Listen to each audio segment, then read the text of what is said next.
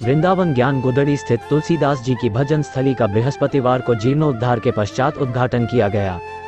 आपको बताते चलें, श्री धाम वृंदावन में जहां श्री कृष्ण के जयकारों से संपूर्ण वृंदावन गुंजायमान रहता है, वहीं एक समय ऐसा भी था जब श्री राम के अनन्य भक्त तुलसीदास जी वृंदावन पधारे, जहां उन्होंने देखा कि ब्रिज में राम और कृष्ण को दो अलग रूपों में देखा जाता है, जबकि श्री राम और श्री कृष्ण दोनों ही विष्णु भगवान के अवतार हैं। लेकिन यहाँ कृष्ण के आगे राम को नहीं माना जाता। तब उन्होंने वृंदावन स्थित ज्ञान गुदड़ी स्थली पर भजन करना प्रारंभ किया और लोगों को श्री राम और श्री कृष्ण दोनों एक हैं इसके लिए जागरूक किया। काफी वर्षों से यह भजन स्थली अपने बदहाली के आंसू बहा रही थी, जिसको संवारने व सजोने का काम live of give group London institute of वैदिक एजुकेशन द्वारा किया गया, जहां सर्वप्रथम तुलसीदास जी की प्रतिमा पर माल्यार्पण किया गया। तदुपरांत तुलसीदास जी का पूजा अर्चना कर विधि विधान के साथ उद्घाटन किया। इस संदर्भ में जानकारी देते हुए लंदन इंस्टीट्यूट ऑफ वैदिक एजुकेशन के चेयरमैन अभिनंदन प्रभु व गोवर्धन इंस्टीट्यूट फॉर वैदिक एजुकेशन के चेयरमैन त्रिकालज्ञ प्रभु ने बताया कि संस्था द्वारा विभिन्न प्रकल्प चलाए जा रहे हैं, जिनमें कन्याओं के पढ़ाई का जिम्मा संस्था ने लिया है। अभी तक करीब 200 से अधिक बच्चियां निःशुल्क शिक्षा प्राप्त कर रही हैं। वहीं संस्था द्वारा 5 दर्जन से अधिक नलकूप लगाए गए हैं। साथ ही समय समय पर संस्था सेवा कार्यों में अपनी रुचि दिखाते हुए कंबल वितरण, अन्य वितरण, खाद्य सामग्री वितरण, वस्त्र वितरण आदि कार्य अनवरत रूप से करती रहती है। हम लोग जो गोवर्धन इंस्टीट्यूट ऑफ वैदिक एजुकेशन है और लंदन इंस्टीट्यूट ऑफ वैदिक एजुकेशन, मेरे राइट में अभिनंदन प्रभु खड़े हैं, तो हम दोनों ने मिलके ये गोवर्धन इंस्टीट्यूट शुरू किया और हम लोग कोशिश करें कि हर तरह से ब्रजवासियों की यहाँ सेवा हो।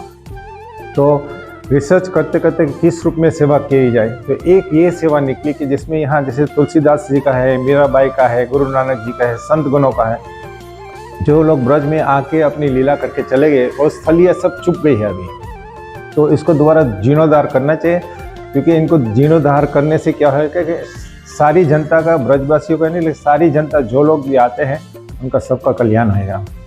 तो हम यहाँ दर्शन करने का आए थे, तो नाभिनंदन के साइड में जो यहाँ के महंत खड़े हैं, उनकी जो पत्नी है, उन्होंने हमसे रिक्वेस्ट किया कि आप ये जो तुलसीदास जी जो भजन कुटीर है इनको जीर्णोद्धार करवा दो। और ये जगह बिल्कुल न टूट चुकी थी, ऐसे समझो, खड़ी रहने की जगह लायक भी नहीं थी। तो फिर हमने पहले बाहर पेमेंट लगाई, उसके बाद सारा ये जो बिल्डिंग उसका जीर्णोद्धार किया और आगे जाता है। अभी हम लोग तुलसीदास की एक स्पेशल व्यासासन भी बनाएंगे और उनका नया विग्रह भी बनेगा। सबसे पहले मुझे एक बालिका गोवर्धन में मिली थी, मैं जहाँ थोड़ा सत्संग कीर्तन कर रहा था, तो वो खड़ी हो गई। उनका नाम मोना है। मोना मुझे बोले कि प्रभु जी क्या आप मुझे बचा सकते हो। तो उनका जो तात्पर्य ये था कि बालिका पढ़ने में बहुत होशियार थी, लेकिन कोविड के चक्कर में पैसे नहीं थे माँ बाप के पास। तो माँ बाप ने मुझे ये बोला कि अगर आप उनको पढ़ा सकते हो तो हमें कोई प्रॉब्लम नहीं है, लेकिन अगर पढ़ा नहीं सकते हो तो हमें इसकी शादी करनी पड़ेगी, और शादी नहीं करेंगे तो गांव वाले हमें जीने नहीं देंगे।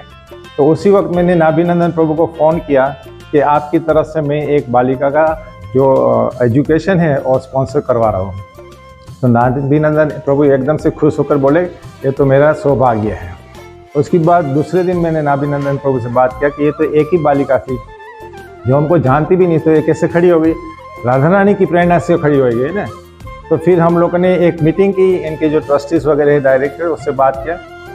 तो दूसरे दिन ही इन लोगों ने मुझे बताया कि आप 108 गोपिया को से शुरू कर दो, और हमारा ये लक्ष्य है कि एक साल में 1008 बन जाए, उसके बाद और भी बढ़ेगी। आप देखिए ब्रज में 1500 गांव है, हर गांव में गरीब लोग हैं, हर गांव में जो गोपिका, हम गोपिका ही बोलेंगे, बालिका नहीं बोलेंगे, तो ये सब गोपियां घर में बैठी हैं। तो क्या हम जनता का कर्तव्य नहीं बनता है कि हम उनकी कुछ सेवा करें। भगवान भी बोलते हैं कि आप मेरी सेवा करते हो, मेरी पूजा करते हो, मुझे अच्छा लगता है, लेकिन मेरे से ज़्यादा आप मेरी जो भक्त लोग हैं उनकी सेवा करो। और सबसे बड़ी भक्त कौन है?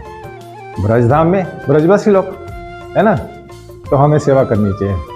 आप नलकूप के कार्यक्रम भी आपके द्वारा किए जाते हैं। अभी तक कितनी कन्याओं को एजुकेशन दिला चुके हैं आप, और कितने नलकूप अभी तक लग चुके हैं? अब तक 267 गोपियाँ हैं हमारे लिस्ट में, जैसे जो लोग जिनकी हम लोग स्पॉन्सरशिप करवाई है।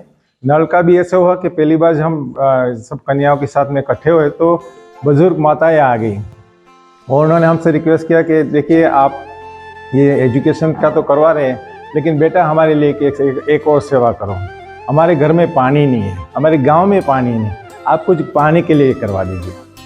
मैं जब देखने गया तो मैं बहुत हैरान हो गया कि ये लोग आधा आधा घंटा जाते हैं, कोई पोखर से पानी लेते जो इतना गंदा पानी होता है, उस पानी को 3-3 कपड़े से सींचते हैं और उसके बाद उसको उगालते हैं, वही उनका पानी होता है दिन भर के लिए।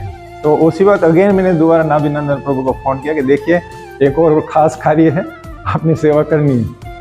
ये प्रभु जी इतने सेवादारी है तो उन्होंने बोला नहीं, तुरंत आप टूट पड़ो।